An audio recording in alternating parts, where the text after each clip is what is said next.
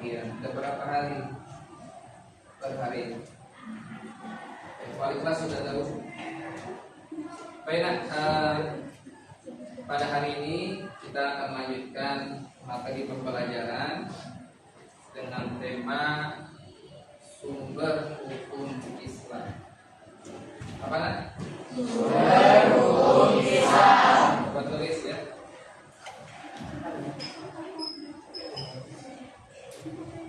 Sumber hukum Islam.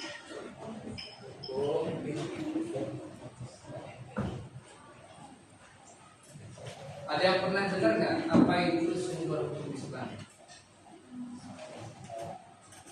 Sumber, bahasanya sumber hukum Islam. Ada yang pernah dengar? Apa? Oke, pedoman hidup. Ada lagi nih? Sumber hukum Islam.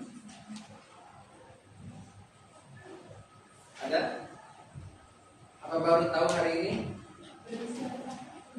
Apa? Berisi tentang akidah. Ya, itu makna di dalamnya berisi tentang akidah.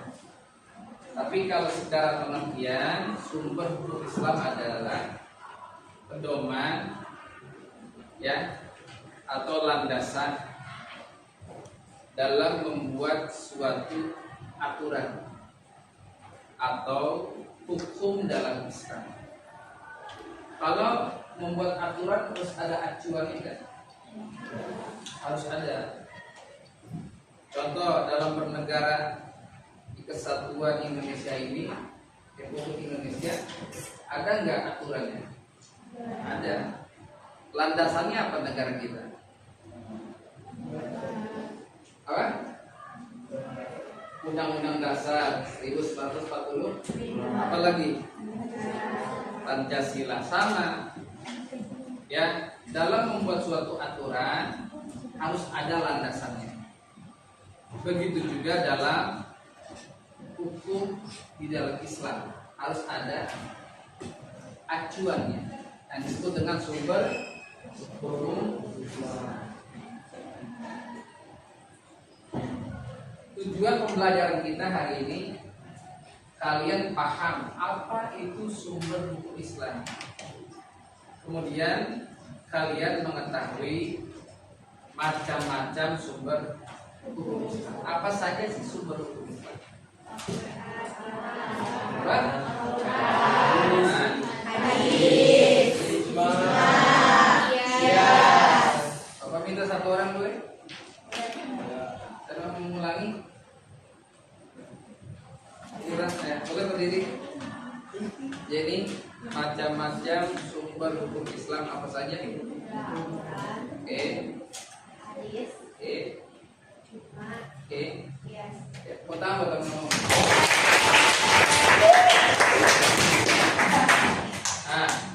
terkait dengan macam-macam sumber hukum Islam ada 4 ya? Satu, Al-Quran. 2, hadis. 3, ijma'. 4, qiyas. Oke. Ada 4 macam sumber hukum Islam. Walaupun dasar utama pokoknya cuma 2, Al-Quran dan hadis. Mencari aturan hukum di Al-Quran. Al-Quran sumbernya dari firman Allah. Cari hukum atau aturan di dalam hadis. Hadis dari Rasulullah siapa? Nabi Muhammad. Lalu tambahannya ijma' dan qiyas. Oke. Tujuan pembelajaran tadi apa yang pertama? Mengetahui, memahami pengertian sumber hukum Islam. Kedua, macam-macam sumber hukum Islam. Oke, nah, Bapak minta kalian buat kelompok, ya, kelompok karena ada 4 judul dari macam-macam sumber hukum Islam. Bapak minta setelah Baris pertama tentang Al-Quran, baris kedua tentang hadis, baris ketiga tentang ijma, baris ketiga tentang qiyas. Apa yang harus kalian cari? Tugasnya adalah kalian paparkan apa itu Al-Quran sesuai judulnya masing-masing. Lalu yang menjadi pertanyaan bersama dalam diskusi kelompok kalian, apa jadinya kalau aturan itu tidak ada di dalam kehidupan, atau sumber hukum Islam ini tidak kita jalankan? Silakan kalian diskusikan secara kelompok. Bapak kasih waktu kurang lebih 3 menit untuk kalian diskusi, lalu presentasi ke depan. Nanti perwakilan saja boleh, ya. Silakan. Kalau ada hal yang ingin ditanyakan, silakan bertanya ke Bapak. Coba kita kalian peran aktif dalam diskusi, ya.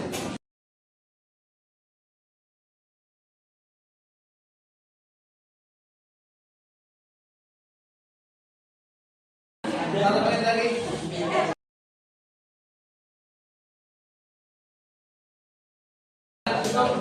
Ya, lalu coba suaranya.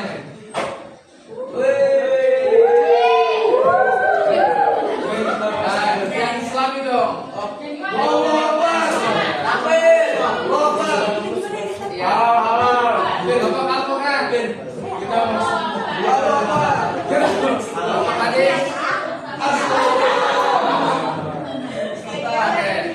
Kelompok ijma.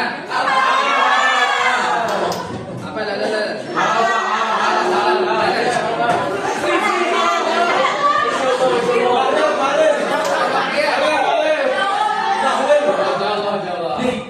Yang sudah siap siapa di antara 4 kelompok ini? Oke kan? Kita mulai dari Al-Quran. Kelompok 1 Al-Quran boleh. Perhatikan kelompok lain, simak dulu teman kalian yang akan presentasikan. Nanti silakan berikan tanggapannya. Ya. Semangat tuh. Nah, tanggapan kalian gimana terkait dengan pengertiannya? Sudah sesuai belum? Sesuai. Sekarang berikutnya, gimana pernyataan tentang dampaknya? Udah sesuai? Sesuai. Yang betul. Kira-kira belum maksimal atau masih kurang? Apa sudah maksimal? Kurang ya? Yang dampak kalau aturan itu tidak ada, nanti dilengkapi. Oke, tepuk tangan kalau mulai. Berikutnya kelompok 2 hadis. Yang lain dengarkan, silakan berikan tanggapan ya. Dikeraskan suaranya. Dulu, gimana untuk pengertiannya? Hadis sudah sesuai? Yang kedua tentang kasus kalau sumber hukum Islam ini tidak dijadikan pedoman, maka dampaknya nggak ada aturan yang jelas. Kalau kalian sekolah udah ada aturan, ini bakal disiplin atau enggak? Contoh masuk sekolah jam berapa? Jam 3 wudu. Kalau nggak ada aturannya? Oke. Berarti penting nggak adanya sumber hukum Islam? Penting nggak adanya aturan? Penting sekali. Oke. Sudah sesuai terkait dengan sumber hukum Islam? Agar bisa ditentukan apakah ini kategori halal, ya? Apakah kategori haram? Apakah kategori sunnah dan lain-lain? Kalau nggak ada sumber hukum Islam, itu nggak ada. Kita makan apa saja semau kita. Kita berlaku apa saja semau kita. Nah, apa bedanya kita kalau nggak mengikuti aturan? Apa bedanya kita dengan binatang? Nggak ada bedanya. Tapi kalau ada aturan, ada perbedaan kita dengan binatang. Plus buat teman kalian, bukunya berapa? Kelompok tadi oleh Bapak terima. Berikutnya kelompok 3 tentang ijma ya. Silakan. Ayo dong. Kan lelaki itu pemimpin. Hitungan ketiga mulai 1, 2, 3. Itu pernyataan tentang pengertian ijma. Ya, sudah sesuai belum? Kesepakatan para ulama untuk menentukan suatu hukum yang hukum itu tidak ada di Al-Quran dan hadis. Berarti menentukan hukum baru atau tidak? Hukum baru atau tidak? Hukum baru. Karena di Al-Quran, di hadis tidak ada, ya kan? Lalu siapa yang menentukan hukum itu? Ulama. Nah, berarti ulamanya asal-asalan atau selektif? Selektif, nggak sembarangan berarti ya? Nah, oke. Nah, itu pengertiannya sudah sesuai? Nah, berikutnya. Nah, ini kasusnya. Jika ijma itu tidak ada, artinya menjadi kebingungan ya. Kalau ijma itu tidak ada, maka kita selaku umat Islam akan kebingungan ketika hukum itu tidak ada di Al-Quran, tidak ada di hadis, sedangkan ijma tidak ada. Nah, ini membingungkan sekali. Makanya agama Islam itu termasuk agama yang mudah, banyak solusi.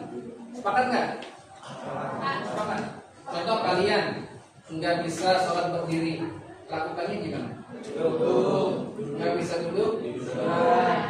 Tidak ada air, ada tayamum, diganti dengan ini termasuk salah satu kemudahan. Begitu juga dalam sumber hukum Islam. Di Al-Quran tidak ada, di hadis tidak ada, maka adanya ijma dan juga ya. Oke, ada lagi? Terus yang terakhir, jika tidak ada sumber ajaran Islam, umat Islam tidak memiliki pedoman yang jelas dalam menjalankan ibadah, akhlak dan kehidupan sehari-hari, sehingga dapat menyebabkan kebingungan dan penyimpangan dan ajaran yang benar. Oke, itu poin berapa? Poin ketiganya. Ya, dapat dipahami ya?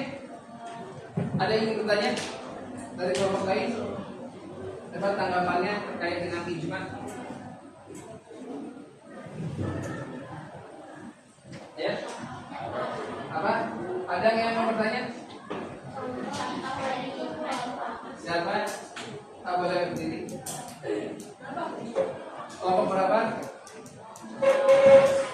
Hadis 2. Apa pertanyaannya?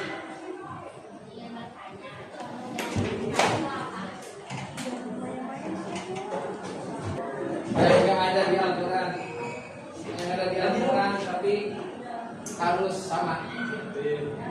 Kan kalau di kita kan bahasanya alkohol.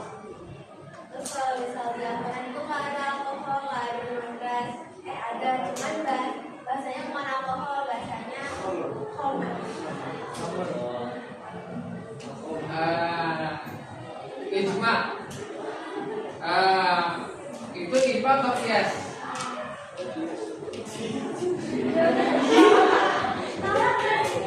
Tapi kalau terkait alkohol, apa khamr disamakan dengan alkohol, itu jatuhnya ke disamakan hukum. Kalau ijma menentukan. Contoh dalam di zaman COVID itu banyak kejadian. Iya, pas ya, kita pas COVID kan pakai masker terus. Ini nanti agak beda. Tidak apa-apa. Oh, beda ya. Ayo semangat potongan dong. Jadi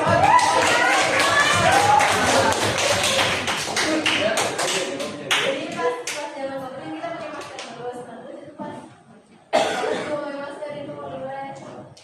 Ya sebenarnya sholat pakai masker itu tidak boleh kan? Ya. Nah sekarang ketika COVID melanda, ada bakteri atau virus, maka salah satu perlindungannya dengan cara menggunakan masker. Lalu bertentangan nih bagaimana hukumnya, boleh nggak sholat pakai masker? Maka adanya ijma baru diperbolehkan. Kenapa? Sebab akibat. Akibatnya menggunakan masker, sebabnya ada virus yang memang harus kita hindari. Paham sampai sini? Oke, tepuk tangan untuk kalian. Kias nanti setelah istirahat ya, karena sudah istirahat. Bapak kasih penilaian dulu kepada Al-Quran. Di Al-Quran tadi kekurangannya, ketika di Al-Quran kekurangannya adalah pada dampaknya ya, nanti diperbaiki lagi. Ya. Nanti kalau sudah tinggal serahkan ke Bapak. Kemudian kelompok 2 tentang hadis ya.